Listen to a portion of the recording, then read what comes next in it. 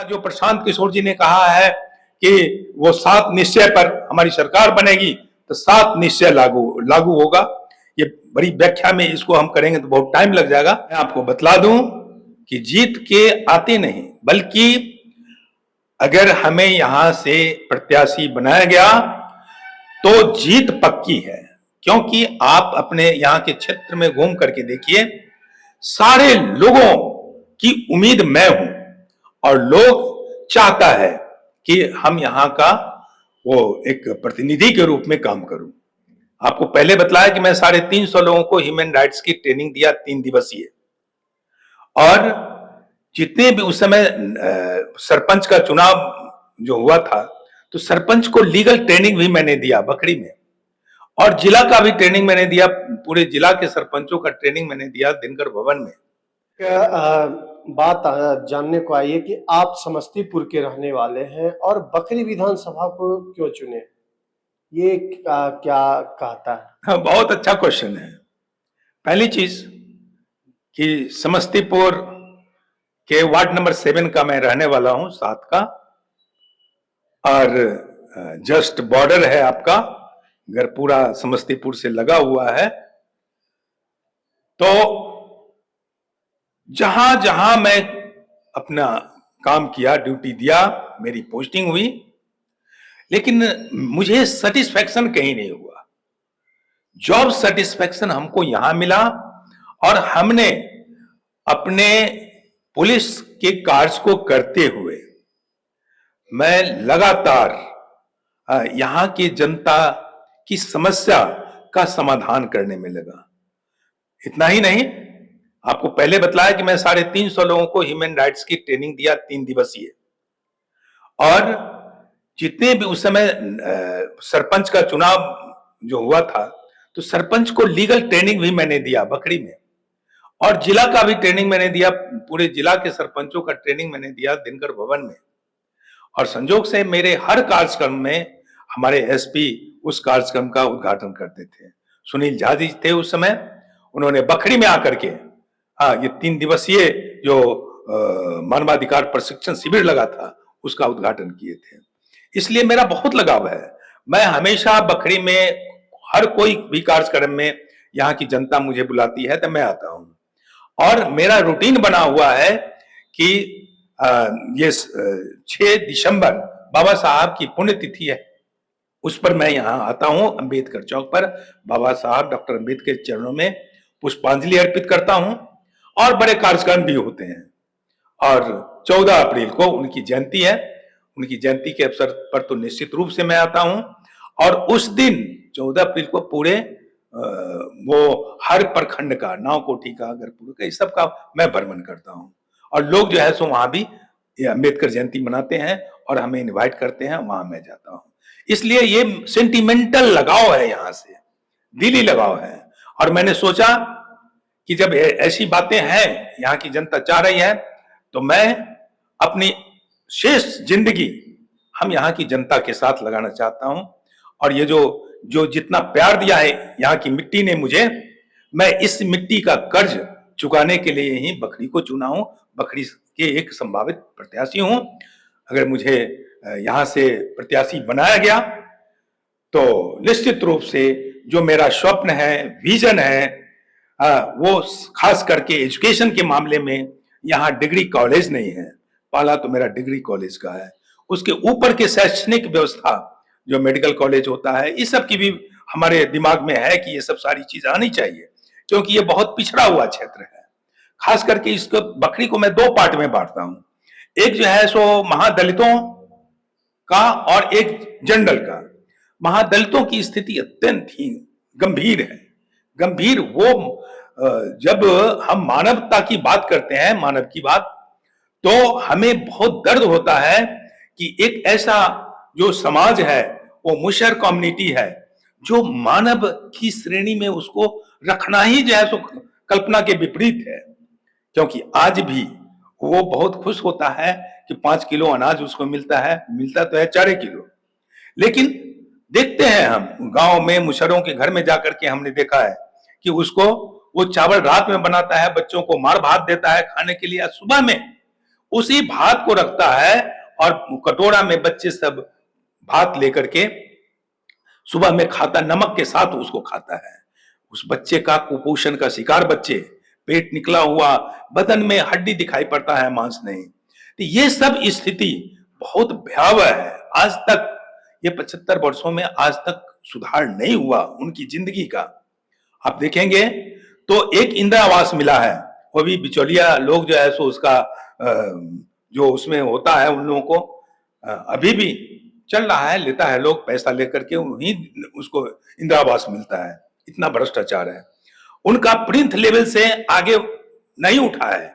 ऊपर जो है सो वो टट लगा या ऊपर से जो है सो वो फूस डाल करके घर बनाए हुए हैं।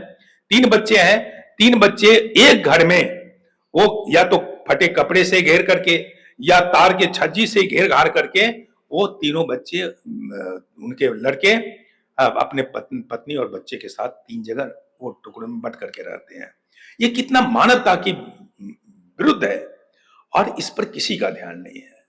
इनके नाम से 3-3 डिसमिल आया, लेकिन बाप को मिल गया तो बेटा को नहीं मिलेगा। बड़ी अजीब बात है। तो इस प्रकार अभी जो हमारे प्रशांत किशोर जी ने बदलाव वो हस्ताक्षर अभियान चलाए हैं, ये बहुत ही सही चीज है कि सरकार जब जो जातीय जनगणना के बाद ये 50 लाख लोग गरीबी की रेखा से नीचे हैं, उनको 3 डिसमिल जमीन देने की बात कही, लेकिन आज तक वो नहीं मिला। तो ये सब सारी चीजें हमारे प्रशांत किशोर जी के दिमाग में है। इसलिए अच्छा एक और कि इतना भ्रष्टाचार है। आप देखिए जो अभी सर्वे का कार्य चल रहा है, या ब्लॉक में चले जाइए, किसी ऑफिस में चले जाइए, बिना पैसे का काम नहीं होता है। यहाँ अफसरशाही राज है, अफसर का शासन चलता है। इस पर प्रशांत किशोर जी बहुत गंभीरता से सोचे हैं।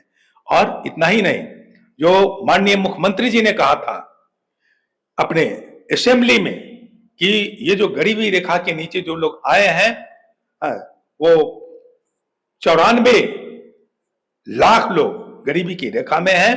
इन लोगों को हम 2-2 लाख रुपया हम इनके विकास के लिए इनको हम देंगे। लेकिन किसी एक भी व्यक्ति जब पूछते हैं हम लोगों से, तो एक भी व्यक्ति नहीं कहता है कि हमारे खाते में ये 2 लाख रुपया मुख्यमंत्री जी का आया है। इसी के लिए हमारे प्रशांत किशोर जी एक बदलाव के लिए हस्ताक्षर अभियान चला रहे हैं पूरे बिहार में, और 1 करोड़ लोगों का हस्ताक्षर करके वो जो है सो ऊपर राज्यपाल तक देना चाह रहे हैं। हम लोग इसमें लगे हुए हैं हस्ताक्षर अभियान में।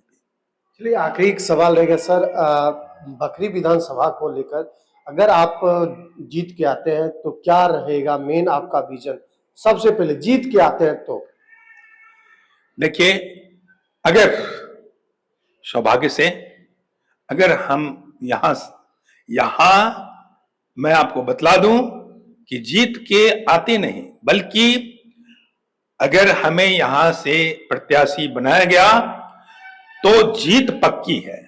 क्योंकि आप अपने यहाँ के क्षेत्र में घूम करके देखिए, सारे लोगों की उम्मीद मैं हूं और लोग चाहता है कि हम यहाँ का वो एक प्रतिनिधि के रूप में काम करूं, और लोगों को ये विश्वास है जब मैं प्रतिनिधि के रूप में, जैसे कि आपने कहा है, तो मेरा पहला जो काम होगा ये अफसरशाही समाप्त करना, भ्रष्टाचार समाप्त करना। और अफसरशाही समाप्त होगा और हमारी यहाँ की जनता, गरीब हो या अमीर हो, हर व्यक्ति का अधिकार है कि ये पदाधिकारी उनको सम्मान दे। तो हमारा पहला काम होगा कि कोई भी व्यक्ति, गरीब से गरीब, अगर थाना पर, ब्लॉक में या किसी भी ऑफिस में अगर वो जाता है तो सम्मान से उसको कुर्सी दे, पदाधिकारी उसको बैठाए, 1 गिलास पानी पिलाए और उनकी बातों को सुने और उसका निराकरण करे। ये मेरा पहला चीज होगा कि जनता को सम्मान दिलाना।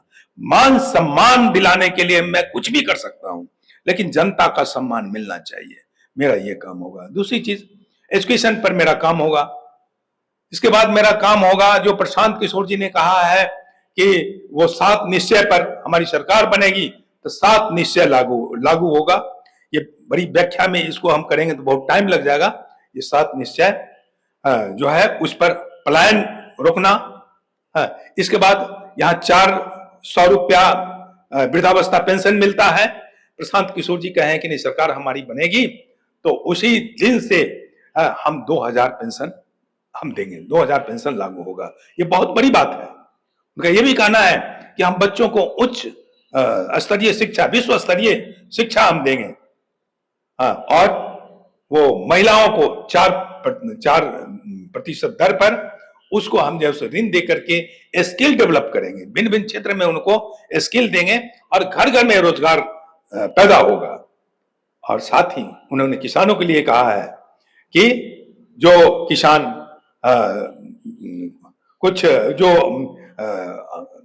ऐसे